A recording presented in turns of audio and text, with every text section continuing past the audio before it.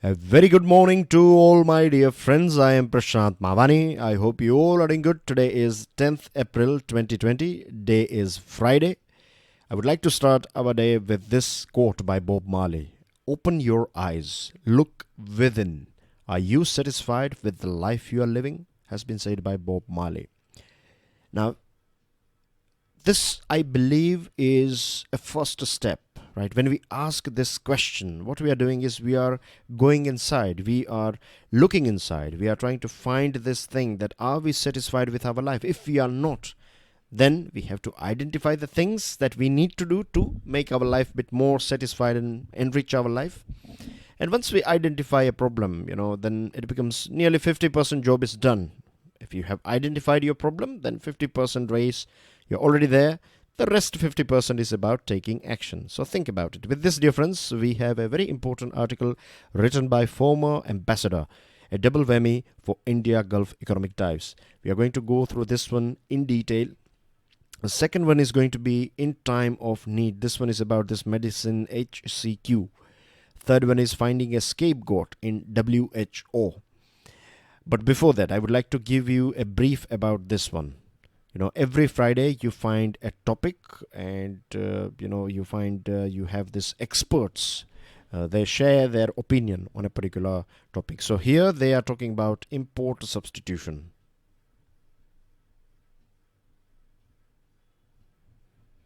Import substitution. I'm sure regular students, you are well aware about import substitution because we have talked about it earlier on as well. Remember that point when I told you about this thing that China is a global manufacturing hub, and because of this lockdown and Wuhan district, as well as this China's this coronavirus thing, so because of this China is not able to produce things, isn't it? This various different goods and products that it produces.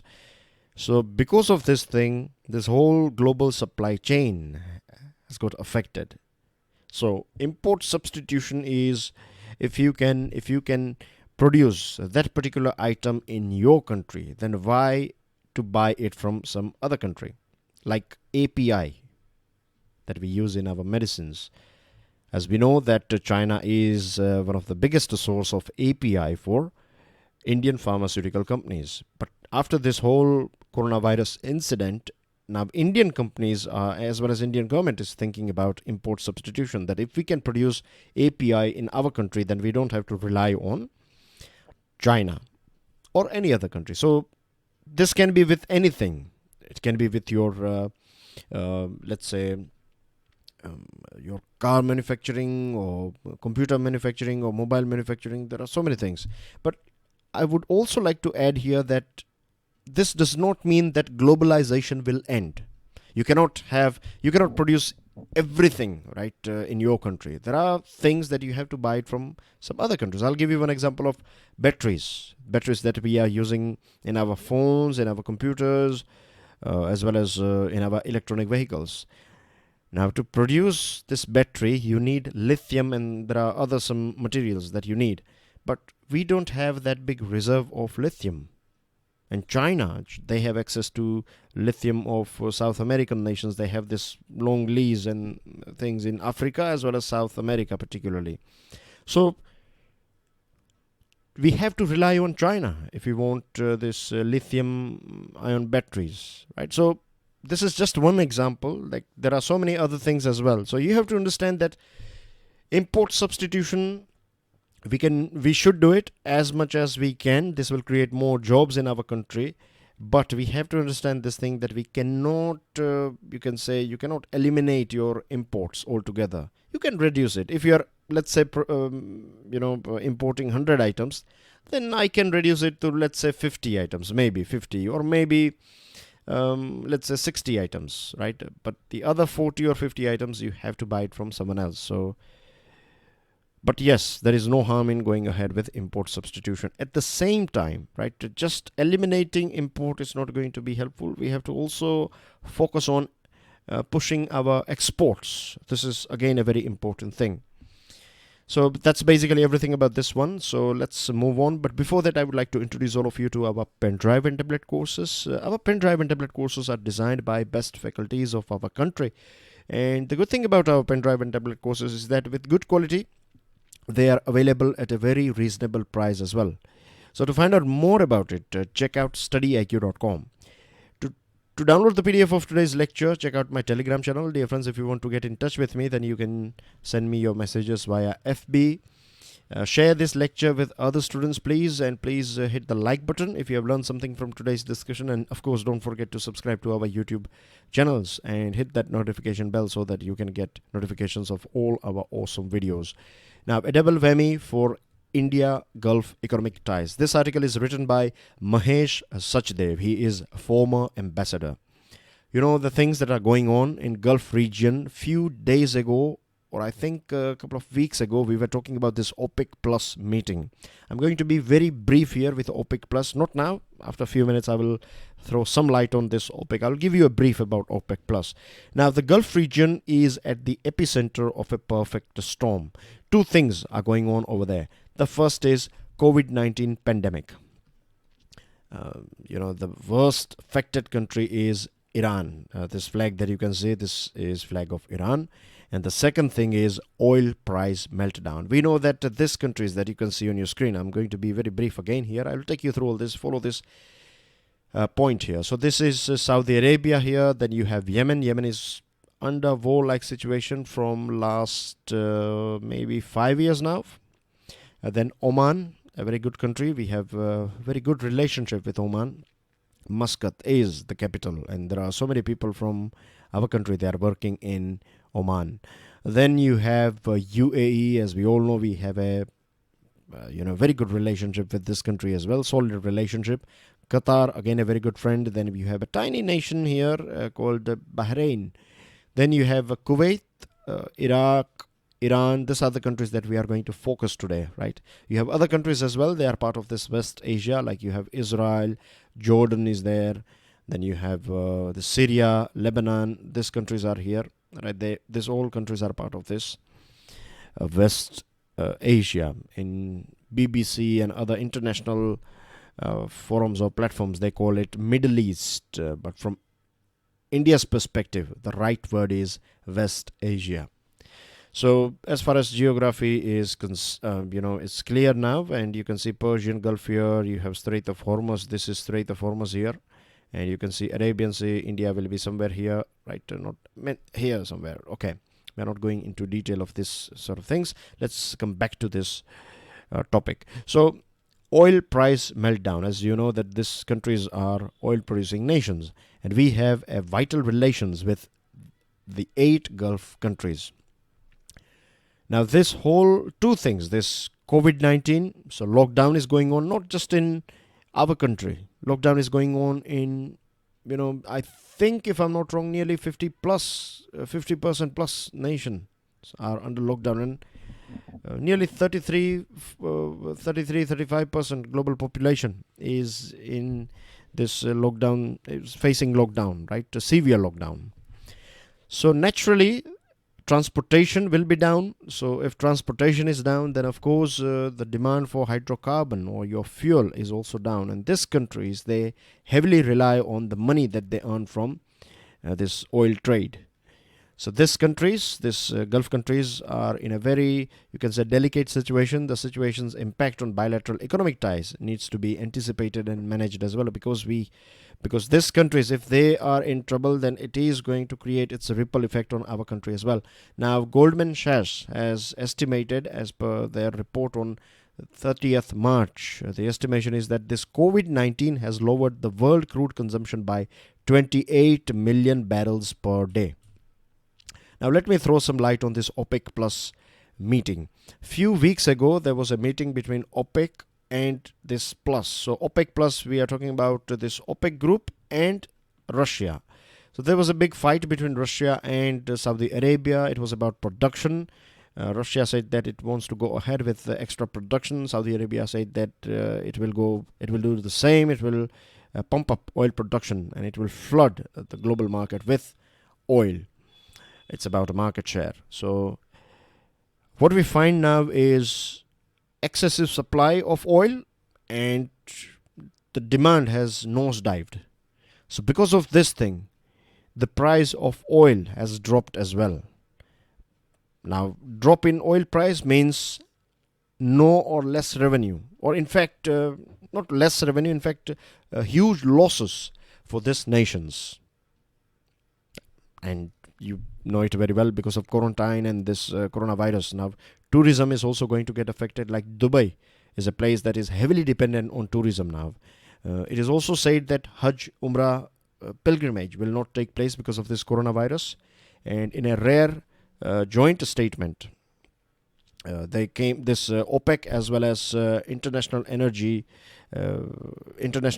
Agency (IEA), they have warned that these countries, these developing countries of this part of the world, they will face a sort of revenue decline somewhere between 50 to 85% this year, 2020.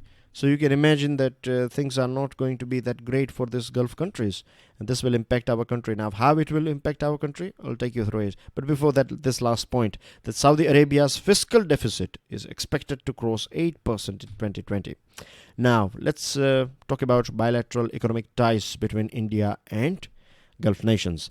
As far as figures are concerned, 2018-19 bilateral trade was $162 billion.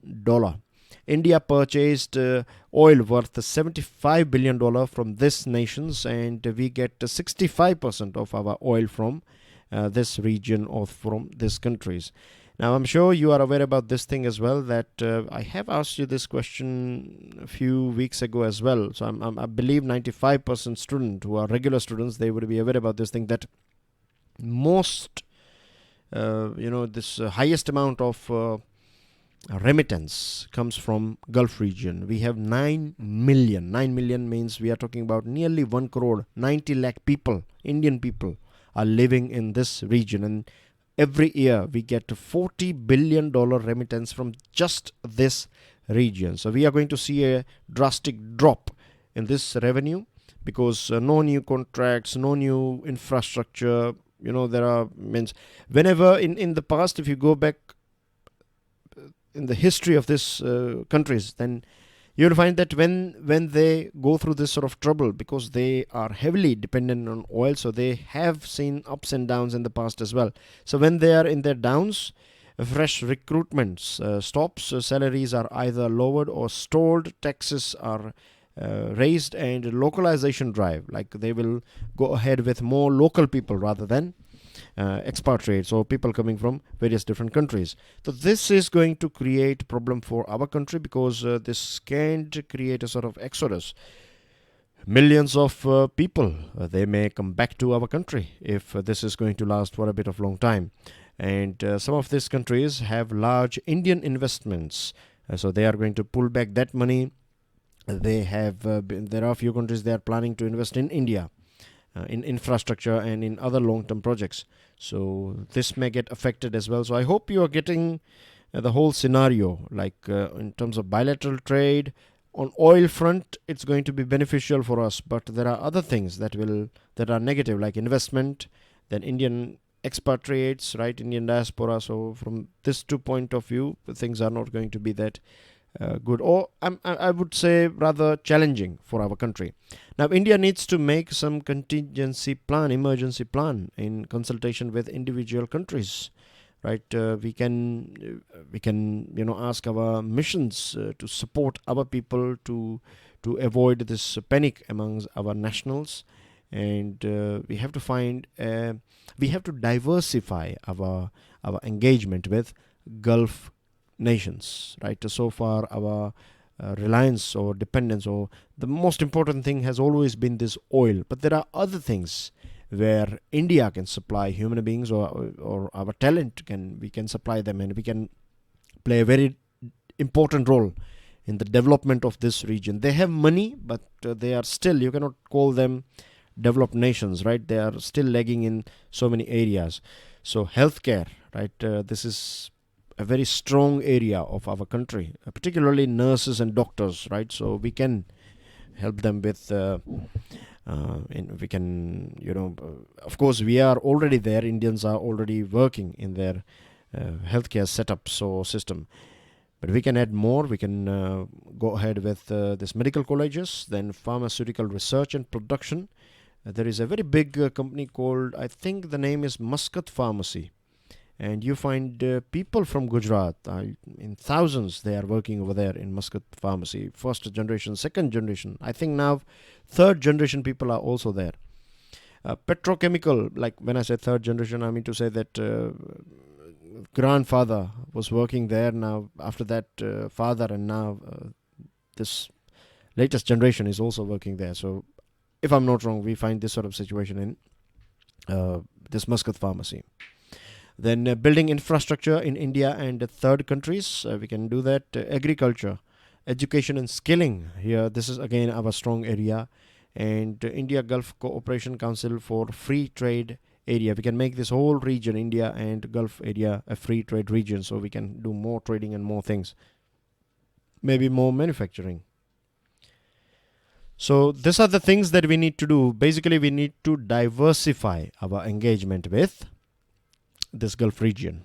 Right, so I hope things are clear. Now let's move on to next item. Now this one is about HCQ. I'm talking about hydroxychloroquine, this medicine, right? That was in news because of Mr. Trump's statement. Then masala was added to this statement, and it was made into it was converted into a sort of threat. But anyway, we are not going into all those masala gossip thing. We'll stick with the facts. Now, I have added a few more items here, few points here, and unfortunately, we don't find these points. They are means these points are not discussed by various media platforms. So, before giving this green signal to this HCQ in exporting this HCQ to various different countries, India set up a panel, drug pricing regulator Shubhra Singh. His panel was created, and this panel was tasked with assessing the capability and manufacturing capacity of domestic pharmaceutical companies. This panel gave a green signal to the government that we are capable enough, our companies are capable enough, and we have enough stock of this HCQ in case if we need them in urgent basis. Then as well we have enough stock, and if we want to ramp up production, then we have that capacity as well. So after assessing this thing, after analyzing this thing, India said that we are going ahead with, we are going to lift this restriction. And that's what we did.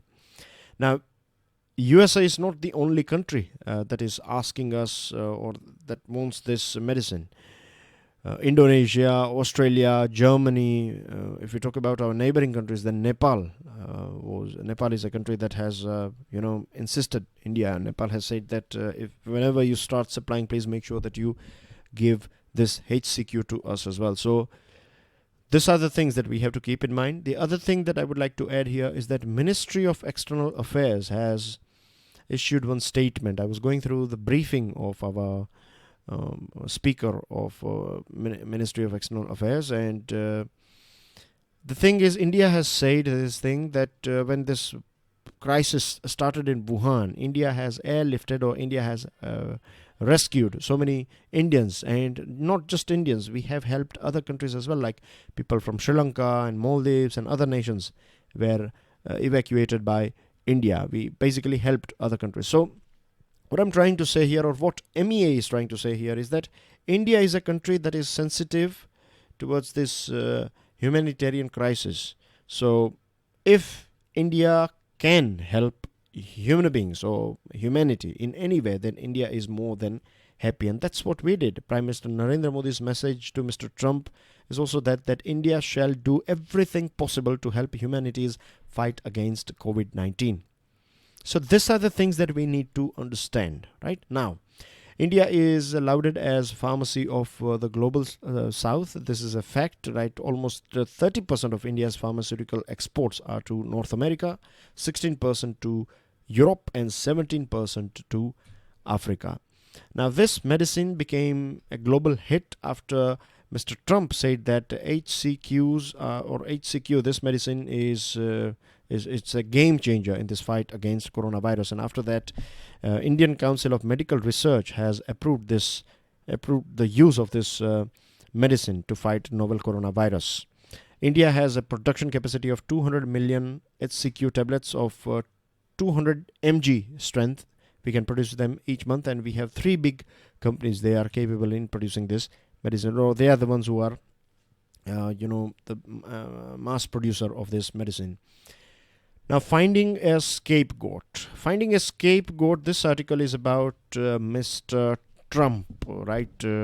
Action taken by not just this individual. When I say Mr. Trump, I'm also talking about his administration.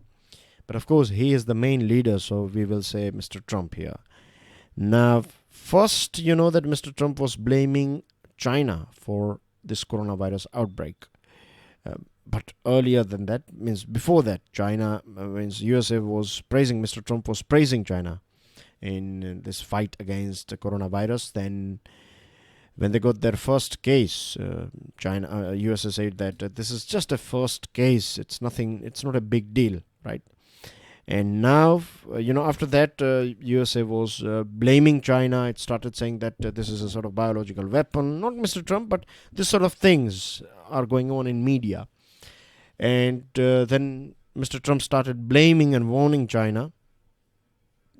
And now he is blaming WHO. So that's why this finding a scapegoat in WHO. That's why this article starts with this line, that US President Donald Trump has found a new scapegoat, the World Health Organization. Mr. Trump tweeted on 7th April 2020 that WHO really blew it. He said that WHO gets the largest chunk of fund from USA, but it acts as a China-centric organization. And he has also threatened that he will withhold this funding to WHO, saying that it has not been that aggressive in containing the spread. It's not talking about spreading the message. It's talking about containing the spread of this coronavirus. Now, the reason I'm emphasizing or stressing this word here, containing, is important. We'll talk about it as we move ahead. Now, we have to understand this thing that China has done quite well in controlling, but still, that there are so many things that are still, veil side, or you can say they are behind the walls. We don't know how China did it. The sad thing, or the most horrible thing, is that China was not sharing information regarding this outbreak in this inception days in November and mid-December 2019. The cover-up continued even after it alerted the WHO. Even after alerting WHO on 31st December, China was covering up all these things associated with coronavirus. Contrary to claims made by China, human-to-human transmission had been occurring since mid-December 2019. Beijing confirmed it only on 20th January. So Beijing has, I don't know whether purposefully or out of ignorance, it has behaved irresponsibly. By the time Wuhan and other cities were shut down on 23rd January, locking in over 50 million people, about 5 million had already fanned out from Wuhan to the rest of China and outside, thus carrying the virus thousands of kilometers away from epicenter. Thailand and Japan reported their first cases in mid-January, and USA got its first case on 20th January, and so did South Korea. South Korea got their first case on 20th January. But after this 20th January, on 22nd January, Mr. Trump said, it's okay, we have got just one person from China, so there is nothing to worry about. And gradually his aggression also started going up with the numbers, with this rising number of coronavirus infected people in USA. As we know now that USA is number 1 as far as infections are concerned, and death-wise it's not number 1, but infection-wise I think more than 4 lakh people, 4.5 lakh or something, people are infected by this coronavirus in just USA alone. One may fault WHO for not calling it a public health emergency on international concern during this first meeting. But later on, when it asked this, when it declared PHEIC, this coronavirus, countries were not taking, in last week it has declared, last week of January, WHO declared this coronavirus as PHEIC. but countries were taking were not taking that seriously. Like USA was not that serious about it, and now you know the situation of USA. The most important thing that I want to share with you guys is that WHO is just or only an advisory body or a group. It is not a regulatory body. So what I see here is that you have given responsibility. You are giving responsibility to WHO, but when it comes to authority, there is no authority. Right? So I can ask you to finish a job and you have this many people working for you to finish that particular job. But if you don't have any authority on those people, then it's just responsibility, isn't it? You cannot, if you don't have authority, then you cannot execute. It goes hand in hand, responsibility as well as authority. You need to have both if you want to perform.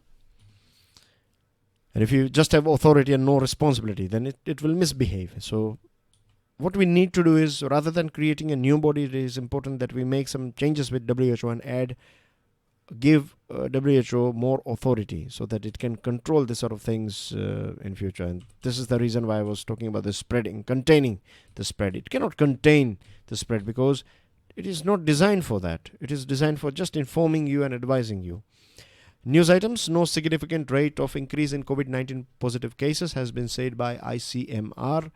In our country, currently 5,865 confirmed cases are there, 169 deaths have happened, and sadly, in last 24 hours, 591 new cases and 20 deaths took place. Ahmedabad adopts a South Korean model. This is a more aggressive testing model. And they have, Ahmedabad, they have this gentleman called Vijay Nehra, very capable municipal commissioner. Odisha becomes first state to extend lockdown till 30th April. And I believe other states are going to do the same. They are going to, not all, but I think few will definitely replicate Odisha. 15,000 crore sanctioned to state. This will be very helpful. Kejriwal, or you can say Delhi government, has launched Operation Shield against the COVID-19. So what they are going to do is they are going to seal places, identify and quarantine people, containment zones, doorstep delivery of essential items, and door-to-door checking and other things will take place. Sad, unfortunate news. Bhopal police trash 2 AIMS doctors returning from duty. Doctors, they provided the police with their ID card and everything, but then as well, these doctors were beaten badly by this policeman, and they said that you are roaming around and you are the ones who are you are disgrace to the country and you are spreading this virus and things. So this is very sad. And Kerala gets a nod for trial of plasma therapy. Very important topic, plasma therapy. I want you guys to go through this particular item in detail, right? I'll give you a brief how it works. Let's say this person here, he was the first one to get infected with this coronavirus. So if he wins against this coronavirus, then we can use his antibody, because our body produces antibodies, isn't it? So this antibodies can be extracted from this healthy person who has been victorious against this coronavirus, and you can use those antibodies for, you can inject these antibodies to other person who is suffering from coronavirus. So this is how plasma therapy works. And Pakistan claims that they have shot down Indian quadcopter. India has said that nothing like this has happened. Now let's wait and watch. And I have 2 questions for you. Nord Stream gas pipeline is between which 2 countries? And second question is, in India, infectious diseases are part of which of the below given list? Union list, state list, concurrent list, or all of the above? And that's everything in today's discussion. Thank you very much for watching this video. Thank you very much for sharing this video. Please stick your answer in the comment section. Hit the like button if you have learned something from today's discussion. And dear friends, don't forget to subscribe to our YouTube channel. Enjoy your day. God bless you all. Jai Hind.